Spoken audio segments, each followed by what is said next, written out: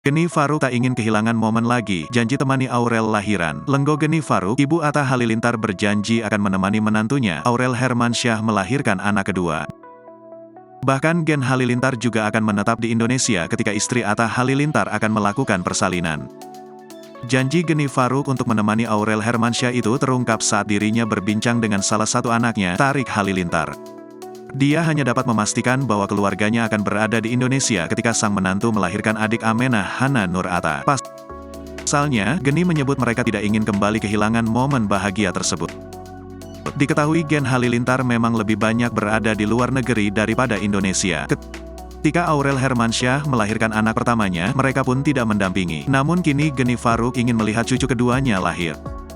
Pokoknya nih kita udah masukin, kita punya schedule waktu kelahiran baby A yang kedua akan di sini karena itu adalah momen paling penting. Kita gak mau kehilangan momen itu lagi, jawab Geni Faruk. Tarik Halilintar yang mendengarnya pun bahagia dengan hal tersebut.